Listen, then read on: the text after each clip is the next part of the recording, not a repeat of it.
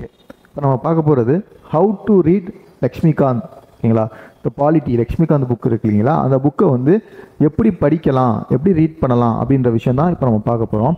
ஏன் இந்த புக்கு அவ்வளோ இம்பார்ட்டன்ட் அப்படின்னு பார்த்தீங்கன்னா, யூபிஎஸ்சி படிக்கிறவங்களுக்கும் சரி, டிஎன்பிஎஸ்சி படிக்கிறவங்களுக்கும் சரி. ஓகேங்களா, லக்ஷ்மிகாந்த் அப்படின்னாலே ஓகேங்களா அது பாலிட்டியோட பைபிள் அப்படின்னு சொல்லலாம். ஸோ அவ்வளோ இம்பார்ட்டண்டான ஒரு சோர்ஸ் ஃபார் பாலிட்டி. இப்போது நம்ம பார்க்க போகிறது, நம்ம இந்த பாலிட்டி புக்கை ஒரு 6 விதமாக வந்து அப்ரோச் பண்ணணும். ஒரு 6 பாயிண்ட்ஸ் இருக்குது இதை அப்ரோச் பண்ணுறதுக்கு, இந்த புக்கை படிக்கிறதுக்கு. அது என்னென்ன அப்படின்ட்டு தான் ஃபஸ்ட் பார்க்க போகிறோம். நீங்கள் பார்த்தீங்க அப்படின்னா, பி கிளியர் வித் இண்டெக்ஸ். ஓகேங்களா, லக்ஷ்மிகாந்த் புக்கில் பார்த்தீங்கன்னா கிட்டத்தட்ட இண்டெக்ஸில் ஒரு 80 சாப்டர்ஸ் இருக்குது. ஓகேங்களா, இண்டெக்ஸில் ஒரு 80 சாப்டர்ஸ் இருக்குது. அந்த சாப்டர்ஸை ஃபஸ்ட்டு ஃபுல்லாக கோ த்ரூ பண்ணுங்கள். ஃப்ரம் த பிகினிங் வந்து நீங்கள் பார்த்தீங்கன்னா கடைசி வரைக்கும் ஃபுல்லாக கோ த்ரூ பண்ணுங்கள். நீங்கள் பார்த்துக்கிட்டீங்க அப்படின்னா, like constitutional framework, system of government, central government, இந்த மாதிரி சில நிறையா சாப்டர்ஸ் வந்து இருக்குது. நீங்கள் பாருங்கள், உள்ளே பாருங்கள். State government, local government, UT, constitutional body, non constitutional பாடி அப்படின்னு சொல்லிட்டு கிட்டத்தட்ட ஒரு 80 சாப்டர்ஸ் இருக்குது. ஸோ இந்த 80 சாப்டர்ஸில் ஃபஸ்ட்டு நம்ம எதை படிக்க போகிறோம், இந்த சாப்டர்ஸ்லாம் என்னென்ன இருக்கும் அப்படின்றத ஃபஸ்ட்டு தெளிவாக புரிஞ்சுக்கணும். ஸோ புரிஞ்சுக்கிட்டீங்க அப்படின்னா, இதை ஃபஸ்ட்டு எதெல்லாம் எப்படியெல்லாம் மார்க் பண்ணி எதை ஃபஸ்ட்டு முடிக்கணும், எதை அடுத்து முடிக்கணும் அப்படின்ற விஷயங்களெல்லாம் ஃபஸ்ட்டு தெளிவாக தெரிஞ்சுக்கணும். இப்போ நான் ஒரு எக்ஸாம்பிளுக்கு சொல்கிறேன். நீங்கள் பாருங்கள், இப்போ வந்து பஞ்சாயத்து ராஜ், லோக்கல் கவர்மெண்ட் அப்படின்னு ஒன்று இருக்குது அப்படின்னா, இந்த லோக்கல் கவர்மெண்ட்டில் உள்ளுக்குள்ளே பஞ்சாயத்து ராஜ் பற்றி நம்ம படிக்க போகிறோம், முனிசிபாலிட்டிஸ் பற்றி படிக்க போகிறோம் அப்படின்னா, அது ஃபஸ்ட்டு என்ன அப்படின்னு தெரிஞ்சுட்டு இதை ஃபஸ்ட்டு எப்போ படிக்கலாம் அப்படின்ற ப்ரிஃபரன்ஸ் கொடுத்துட்டு அதை படிக்கணும். ஸோ இந்த மாதிரி இண்டெக்ஸை ஃபஸ்ட்டு தெளிவாக தெரிஞ்சுக்கிட்டு அதுக்கப்புறம் மூவ் பண்ணிங்கன்னா it will be much better. ஓகேங்களா, அதுக்கப்புறம் பாருங்கள், டோன்ட் கோ பை ஆர்டர். ஓகேங்களா, ஆர்டர் படி போகாதீங்க. அதாவது என்ன ஆர்டர் இங்கே சொல்ல வரோம் அப்படின்னா, ஒன்றும் இல்லை, சேம் இண்டெக்ஸ். இண்டெக்ஸ் வந்து ஒரு 80 சாப்டர் அப்படி இருக்குன்னா, நீங்கள் வந்து ஃபஸ்ட்டு பிகினிங்லேருந்து ஸ்டார்ட் பண்ணீங்க அப்படின்னா, இது வந்து உங்களுக்கு மேக்கிங் ஆஃப் கான்ஸ்டியூஷனில் ஹிஸ்டாரிக்கல் பேக்ரவுண்ட்லேருந்து நீங்கள் இப்போ ஆரம்பிச்சு போகிறீங்க அப்படின்னா, கிட்டத்தட்ட நீங்கள் 80 சாப்டர் வந்து கிராஸ் பண்ணணும். ஸோ இந்த 80 சாப்டர் நீங்கள் கிராஸ் பண்ணும்போது பிகினிங் பண்ணுறவங்களுக்கு நமக்கு 80 சாப்டர் படிக்கணும் அப்படின்ற மைண்ட் செட் இருக்கும். அந்த ஒரு பெரிய டார்கெட் இருக்குது, பெரிய ஒரு மலையை தாண்ட வேண்டியது இருக்குது அப்படின்ற மாதிரி ஒரு சில கான்செப்ட்லாம் இருக்கும். ஸோ அதனால என்ன பண்ணோம் அப்படின்னா, நம்ம அந்த பிரம்மையை வந்து நம்ம வந்து லைக் வந்து போக்குறதுக்காக இந்த 80 சாப்டர் அப்படின்ற விஷயத்தை வந்து நம்ம வந்து மைண்டில் இருக்கக்கூடாது அப்படின்றக்கான ரேண்டமாக வந்து போங்க. லைக் எப்படி சொல்கிறது அப்படின்னா, இப்போ வந்து லோக்கல் கவர்மெண்ட் நீங்கள் எடுத்துக்கிட்டீங்க அப்படின்னா, அதுக்கப்புறம் ஃபண்டமெண்டல் ரைட்ஸ் படிங்க, ஃபண்டமெண்டல் டியூட்டிஸ் படிங்க. நீங்கள் ஒரு தடவை ரீட் பண்ணுறதோட நிப்பாட்ட போகிறதில்ல. ஸோ தட் அடுத்த ஒரு தடவை ரீட் பண்ணும்போது நீங்கள் க்ரோனாலஜிக்கல் ஆர்டரில் நீங்கள் பண்ணீங்க அப்படின்னா மொத்தமும் ஓரளவுக்கு புரிஞ்சிடும் உங்களுக்கு. ஏன்னா அது வந்து ரொம்ப சின்ன விஷயம் கிடையாது இந்த புக்கை படிக்கிறது. ஸோ அதனால இந்த விஷயங்கள் சொல்கிறேன். நம்ம 80 சாப்டர் இருக்கப்போ, லைக் இப்போ நீங்கள் பாருங்கள், சென்ட்ரல் பியூரோ ஆஃப் இன்வெஸ்டிகேஷன் இருக்குது, அதுக்கப்புறம் சென்ட்ரல் விஜிலன்ஸ் இருக்குது. நம்ம கண்டினியூஸாக படிச்சுக்கிட்டே இருக்கும்போது இந்த சாப்டர் ஓகேவா தெரியும். ஆனால் அதுக்கப்புறம் நம்ம சாப்டர் போகும்போது நமக்கு ஒரு பெரிய மலைப்பா தெரியும். ஓகேங்களா, ஸோ நிறையா படிக்க வேண்டியது இருக்குன்னு சொல்லிட்டு. ஸோ அந்த மாதிரி விஷயங்கள்லாம் மைண்டில் வரக்கூடாது. ஸோ அது உங்களோட 2வது பாயிண்ட். ஓகேங்களா, 3வது என்ன அப்படின்னா, ரீட் ட்ரைஸ். ஒரு விஷயத்தை, ஒரு சாப்டரை 3 தடவையாவது ரீட் பண்ணணும். ஓகேங்களா, 3 தடவை ரீட் பண்ணி அதில் என்ன கண்டென்ட் இருக்குது, என்ன மேட்டர் இருக்குது அப்படின்றது தெரிஞ்சுக்கணும். ஸோ 3 தடவை நீங்கள் ரீட் பண்ணும்போது நீங்கள் பாருங்கள், ஃபஸ்ட் டைம் ரீட் பண்ணும்போது உங்களுக்கு வந்து நிச்சயமாக புரியவே புரியாது. சம்திங் என்னமோ உள்ளே கொடுத்துருக்காங்க அப்படின்னு தான் தெரியும். செகண்ட் டைம் ரீட் பண்ணும்போது உங்களுக்கு வந்து ஓரளவுக்கு மேட்டர் புரிஞ்சிடும், கான்செப்டும் புரிஞ்சிடும். அகெயின் தேர்ட் டைம் ரீட் பண்ணும்போது எதுக்கு ஃபுல் ஸ்டாப் வச்சுருக்காங்க, எதுக்கு கமா வச்சுருக்காங்க, எதுக்காக ஸ்பேஸ் விட்டுருக்காங்க, எதுக்காக லைக் வந்து நம்பர்ஸ் மென்ஷன் பண்ணியிருக்காங்கன்னு சொல்லிட்டு இந்த மாதிரி விஷயங்கள் கொண்டு உங்களுக்கு புரிஞ்சிடும். ஸோ தட் ஒரு சாப்டரை வந்து நீங்கள் வந்து டோட்டல் ஃபுல்லாக புரிஞ்சுக்கிறதுக்கு ஒரு 3 தடவையாக ரீட் பண்ணணும். அப்போனா தான் உங்களுக்கு அந்த சாப்டர் புரியும், டவுட் இல்லாமல் இருக்கும், கன்ஃபியூஸ் ஆக மாட்டீங்க, அதே மாதிரி தப்பாக புரிஞ்சுக்க மாட்டீங்க. ஓகேங்களா, மிஸ்மேட்ச் ஆகிடாது உங்கள் கான்செப்ட். ஸோ இது 3 தடவை கண்டிப்பாக படிச்சே ஆகணும். நான் ஒரு எக்ஸாம்பிளுக்கு ஒன்று சொல்கிறேன். 3 tier கவர்மெண்ட் அப்படின்னு ஒரு விஷயம். ஓகேங்களா, இதே புக்கில் இருக்க ஒரு சின்ன கான்செப்ட் தான்.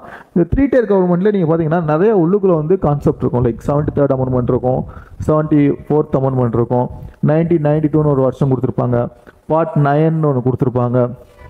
ஓகேங்களா, ஸோ ஷெட்யூல் 11, 12 இந்த மாதிரி விஷயங்கள்லாம் கொடுத்துருப்பாங்க. ஸோ இவ்வளோ விஷயங்கள் கொடுத்துருக்காங்க இந்த ஒரு விஷயத்துக்குள்ளேயே. பாருங்கள், ஷெட்யூல் 11, 12 இந்த மாதிரி எல்லாம் விஷயம் கொடுத்துருக்காங்க.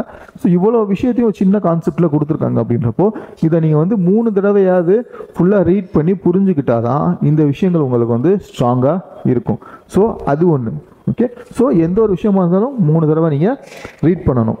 அடுத்து பாருங்கள், point 4, study article by study article chronologically. ஒரு விஷயத்த க்ரோனாலஜிக்கலாக, அதுவும் எஸ்பெஷலி ஆர்டிக்கலை க்ரோனாலஜிக்கலாக நீங்கள் படிச்சிங்கன்னா இது யூஸ்ஃபுல்லாக இருக்கும். எந்த விதத்தில் இது யூஸ்ஃபுல்லாக இருக்கும் அப்படின்னு நீங்கள் பார்த்தீங்கன்னா, இப்போ ஒரு ஆர்டிக்கல் கேட்குறாங்க, அந்த ஆர்டிக்கல் உங்களுக்கு தெரியலையா அப்படின்னு எடுத்துக்கிட்டீங்கன்னு வச்சுக்கோங்க. எக்ஸாம்பிள் ஒரு ஆர்டிக்கல் கேட்குறாங்க, தெரியலை அப்படின்னா அதுக்கு முன்னாடி பின்னாடி இருக்க ஆர்டிக்கல் நீங்கள் ரிலேட் பண்ணனாலே உங்களுக்கு வந்து அந்த ஆன்சர் வந்துடும். ஸோ ஒரு 80% ஆஃப் ஆன்சர் வந்து நீங்கள் அந்த ஆர்டிக்கலுக்கு கண்டுபிடிச்சிடலாம். ஸோ அதனால இது ஒரு பாயிண்ட் முக்கியமாக படிக்கணும் க்ரோனாலஜிக்கல் ஆர்டராக. இன்னொரு விஷயம் என்ன அப்படின்னா, நீங்கள் க்ரோனாலஜிக்கல் ஆர்டராக படிக்கும்போது ஆர்டிக்கலை உங்களுக்கு படிக்கிறதுக்கு ரொம்ப ஈஸியாக இருக்கும். நான் எக்ஸாம்பிளுக்கு இந்த ஃபண்டமெண்டல் ரைட்ஸ், ஓகேங்களா, அதே புக்கில் இருக்க ஒரு சின்ன கான்செப்ட் தான். ஃபண்டமெண்டல் ரைட்ஸ் அடிப்படை உரிமைகள்னு இருக்கும், ஓகேங்களா. அந்த அடிப்படை உரிமைகளோட லைக் வந்து கான்ஸ்டியூஷன் லைக் ஆர்டிக்கலோட லிஸ்ட் இது, ஓகேங்களா. ஆர்டிக்கல்ன்றது சரத்து விதின்னு சொல்லுவாங்க இல்லையா, அந்த விஷயம் தான். பாருங்கள், லைக் வந்து அது வந்து ஆர்டிக்கல் 12 35 வரைக்கும் ஃபண்டமெண்டல் ரைட்ஸ் இருக்கும், ஓகேங்களா. நான் இதில் ஒரு சின்ன போர்ஷன் மட்டும் எடுத்து உங்களுக்கு வந்து ஒரு எக்ஸாம்பிள் கொடுக்குறேன். பாருங்கள், இப்போ ஆர்டிக்கல் எக்ஸாம்பிளுக்கு 23 24 எடுத்துக்கிறோன்னு வச்சுக்கோங்க. நீங்கள் பாருங்கள், prohibition of traffic in human beings and forced லேபர்னு ஆர்டிகல் 23 சொல்கிறாங்க. இது ஆர்டிகல் 24 24 என்ன சொல்கிறாங்க பாருங்கள், prohibition of employment in children's அப்படின்ற ஒரு விஷயம். ஸோ இங்கே கீவேர்டு என்ன இருக்கும் அப்படின்னா, ஃபஸ்ட்டு ஹியூமன் பீயிங், அடுத்து சில்ட்ரன்ஸ், ரெண்டுமே ப்ரொஹிபிஷன் தான். ப்ரொஹிபிஷன் ஆஃப் டிராஃபிக்கிங் எம்ப்ளாய்மெண்ட், ஓகேங்களா. இது ஸோ தட் இப்போ நீங்கள் பாருங்கள், இப்போ உங்களுக்கு 23 வந்து ஆர்டிகல் 23 வந்து உங்களுக்கு தெரியுதுன்னு வச்சுக்கோங்க. இது வந்து கொஸ்டின் கேட்குறாங்க, ஆர்டிகல் 24 கேட்குறாங்க அப்படின்னா, நீங்கள் 23 படிக்கும்போது ஹியூமன் பீயிங்ஸ் அப்படின்ற ஒரு விஷயம் மைண்டில் இருந்துருந்துச்சு அப்படின்னா, இந்த மறந்து போன அந்த சில்ட்ரன்ஸ் வந்து கண்டிப்பாக வந்து உங்களுக்கு ஞாபகம் வந்துடும். ஸோ தட் இது படிக்கிறதுக்கு இது ஒரு முக்கியமான ஒரு யூஸ், இப்படி படிக்கிறதுக்கு. ஸோ ஆர்டர் படி இந்த குரோனாலஜிக்கல் ஆர்டர் படி ஆர்டிக்கலை படிக்கணும்.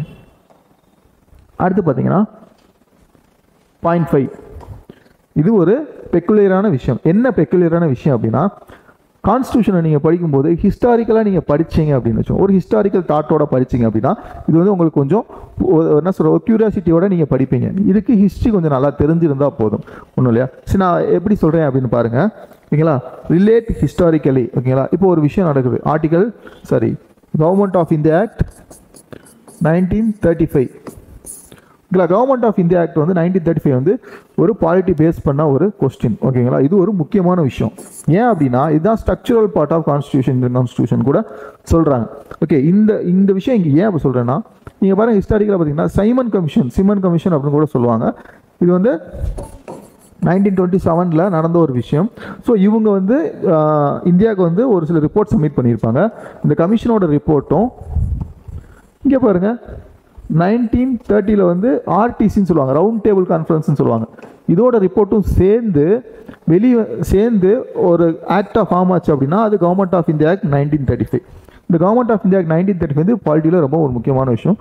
இது பாருங்கள், இதோட ஃபியூச்சர்ஸ் என்னவா இருக்கும் அப்படின்னு பார்த்தீங்கன்னா, இந்த 2 விஷயத்தோட டிமாண்ட் தான் இதோட ஃபியூச்சர்ஸாக இருக்கும். ஸோ இந்த 2 விஷயத்தை நீங்கள் ஹிஸ்டாரிக்கலாக படிச்சிங்கன்னா கண்டிப்பாக இதோட ஃபியூச்சர்ஸ் வந்து உங்களுக்கு வந்து மறக்காது. ஸோ இந்த மாதிரியும் நம்ம வந்து பாலிட்டியை வந்து அப்ரோச் பண்ணலாம். ஒரு சில புரியாத விஷயம், ஒரு சில மனப்பாடம் பண்ண முடியாத விஷயம், மக்கப் பண்ண முடியாத விஷயத்தை வந்து இந்த மாதிரியும் படிக்கலாம். ஸோ ஹிஸ்டாரிக்கலாக நீங்கள் வந்து ஒரு சில விஷயம் பண்ணீங்க அப்படின்னா இட் வில் பி யூஸ்ஃபுல், ஓகேங்களா. அப்புறம் last but not least 6th point என்ன அப்படின்னா, ஒரு டிக்ஷனரி எப்பயுமே கையில் வச்சுக்கோங்க, ஓகேங்களா. டிக்ஷனரி எப்பயுமே கையில் இருக்கும்போது என்ன ஆகும் அப்படின்னா, இப்போ நீங்கள் பாலிட்டி படிக்கும்போது ஒரு வேர்டு உங்களுக்கு புரியலை அப்படின்னா ஆப்வியஸாக நீங்கள் அந்த நேரம் எந்திரிச்சு போய் வந்து டிக்ஷனரி எடுத்து தேடி அதை பார்த்து ரெஃபர் பண்ணிங்க அப்படின்னா அதில் வந்து நீங்கள் வந்து டயர்டாயிருவீங்க. இன்னொரு விஷயம் என்னென்னா, நிறைய பேத்துக்கு எந்திரிச்சு போய் அதை பார்க்குறதுக்கு ரொம்பவே கஷ்டமாக இருக்கும். ஸோ தட் அந்த கான்செப்ட் என்ன பண்ணுவாங்க அப்படின்னா ஒரு மாதிரி செமியாக தான் புரிஞ்சிருக்கும், அது ஃபுல்லாக புரிஞ்சிருக்காது. ஸோ பாலிட்டியில் நிறைய வேர்ட்ஸ் வந்து தெரியாமல் இருக்கும். லைக் நான் ஒரு எக்ஸாம்பிள் சொன்னேன், ஸ்டாட்டுட்டரி ஒரு வேர்டு இருக்கும், லைக் டிஃபேக்டோ இருக்கும், எக்ஸ் அஃபிஷியோ இருக்கும். ஸோ இந்த மாதிரி சில வேர்ட்ஸ் எல்லாம் இருக்கும். நீங்கள் பார்த்தீங்கன்னா கான்ஸ்டியூஷனுக்கும் லெஜிஸ்லேச்சருக்கும் என்ன வித்தியாசம் அப்படின்னு தெரியாது. ஸோ இந்த மாதிரி விஷயங்கள் எல்லாம் நீங்கள் வந்து டிக்ஷனரி வச்சு நீங்கள் பார்த்துட்டீங்க அப்படின்னா இதெல்லாம் ஃப்ரீக்வெண்ட்டாக அடிக்கடி ரிப்பீட் ஆகிற ஒரு வேர்ட்ஸ், ஓகேங்களா. ஸோ இதெல்லாம் நீங்கள் பார்த்தீங்க அப்படின்னா இதெல்லாம் பார்த்து உங்கள் மைண்டில் வச்சுக்கிட்டீங்க அப்படின்னா டிக்ஷனரி யூஸ் பண்ணிட்டு இந்த கான்செப்ட் படிக்கிறதுக்கு உங்களுக்கு நல்லா ஈஸியாக இருக்கும், ரொம்ப வேகமாக புரிஞ்சிடும். ஸோ பாயிண்ட் 6 வந்து இதுதான், ஓகேங்களா. இதெல்லாம் நீங்கள் லக்ஷ்மிகாந்த் புக் பாலிட்டி புக்கை படிக்கும்போது ஃபாலோ பண்ண வேண்டிய ட்ரிக்ஸ், ஓகேங்களா, மைண்டில் இருக்க வேண்டிய பாயிண்ட்ஸ். இதெல்லாம் இப்படி பண்ணால் தான் நீங்கள் வந்து இந்த புக்கை வந்து கொஞ்சம் வேகமாக படிக்க முடியும், ப்ளஸ் வந்து ஈஸியாகவும் படிக்க முடியும், எஃபர்ட்லெஸ்ஸாக படிக்கலாம். இல்லை அப்படின்னா இதை படிக்கிறதுக்கு கொஞ்சம் கஷ்டம், ஓகேங்களா. ஸோ இந்த மாதிரி நீங்கள் இதை படிச்சிங்க அப்படின்னா கண்டிப்பாக வந்து யூபிஎஸ்சி எக்ஸாம்ஸும் சரி, டிஎன்பிஎஸ்சி எக்ஸாம்ஸும் சரி, லக்ஷ்மிகாந்த் புக் வந்து பாலிட்டி வந்து ரொம்பவே உங்களுக்கு வந்து சப்போர்ட்டாக இருக்கும். நம்ம அடுத்து பார்க்கலாம். Okay, thank you.